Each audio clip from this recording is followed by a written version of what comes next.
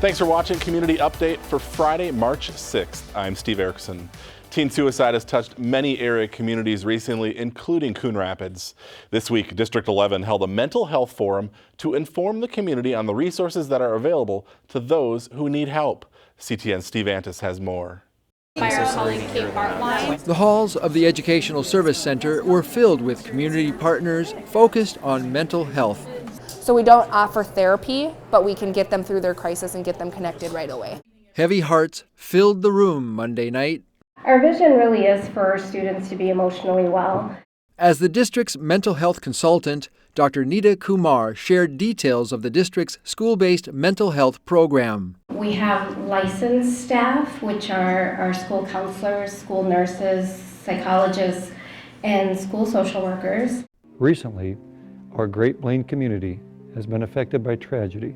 Blaine Police Chief Brian Podani produced a teenage suicide prevention video after several teen suicides in that city. 50% of mental illnesses emerge by the age of 14. Executive Director of NAMI Minnesota, Sue Abderholden, shared some of the warning signs of mental illness which parents can look for. They stop doing things that they like. That's a huge one, right? So maybe you had a kid that really liked sports.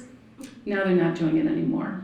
A kid who loved music, they dropped out of band. Many are concerned with the problem of social media and teen message shaming. We've been having a lot of conversations about mental health and suicide and talking about the things that are going on in our community.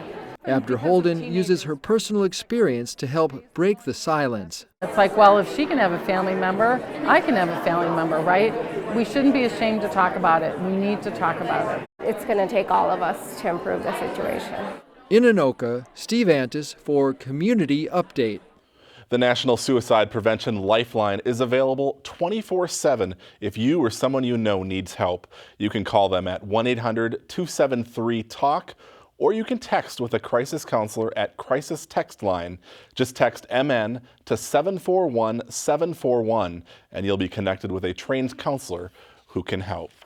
For the first time since the early 1990s, voters in Minnesota headed to the polls for Super Tuesday to cast their vote for president. We stopped by the ANOKA County Sheriff's Office Tuesday afternoon, which serves as the voting location for 2 precincts in Ward 1 in the northern part of the city.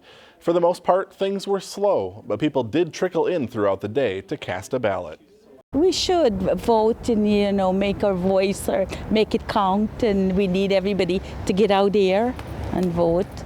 Here are the ANOKA County results, which mirror the state results from Tuesday's presidential nomination primary. On the Democratic side, Joe Biden came out on top with about 42% of the vote. Bernie Sanders was second with about 31% of the vote, followed by Elizabeth Warren, Michael Bloomberg, and Amy Klobuchar.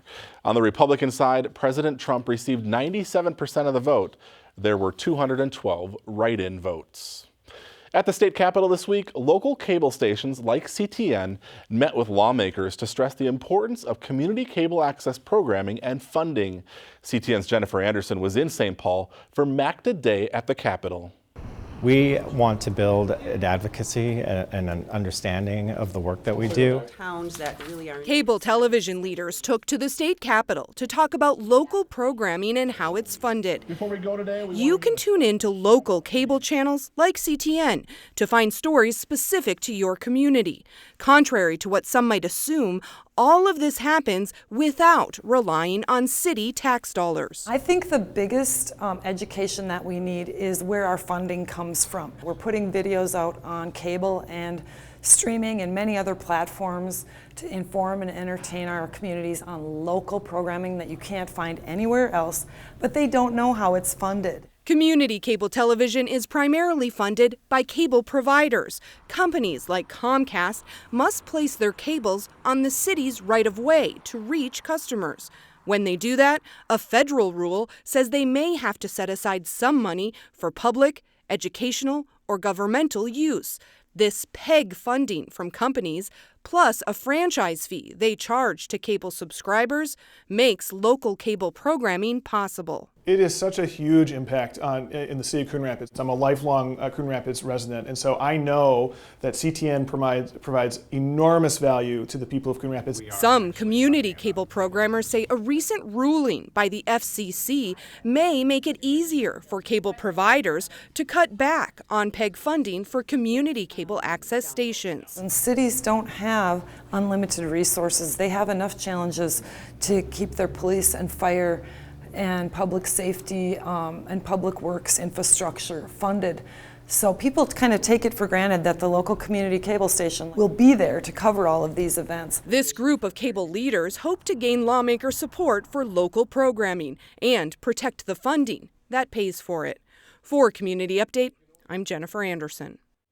While at the Capitol this week, we also talked to Representative Stevenson about several items the city wants funded in the bonding bill this legislative session. $25 million is needed to add a third lane to Highway 10 between Hanson Boulevard and Round Lake Boulevard, $1.5 million for a full interchange at Highway 610 and East River Road, $2.25 million for a pedestrian bridge on Coon Rapids Boulevard in Port Riverwalk, and $316,000 for an expansion to the Coon Rapids Recycling Center. So there's a lot of things at stake for Coon Rapids at the legislature this year. You know, first on my list is always fixing Highway 10. So many hours are lost to people who live in Coon Rapids sitting in gridlock on Highway 10. It's long overdue to have a third lane. I'll be pushing that really hard. Representative Stevenson feels very optimistic about funding several of these priorities this session. He sat in a hearing this week for the bonding committee and said the recycling center expansion was particularly well received. He also believes the renovation project at ANOKA Ramsey Community College has a good chance of making it into the bonding bill. The legislative session is scheduled to wrap up on May 18th. With spring officially just a few weeks away, many outdoor activities will be picking up.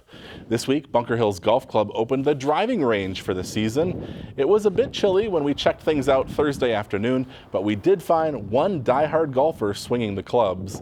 The golf course expects a big crowd this weekend with temperatures in the 50s and 60s.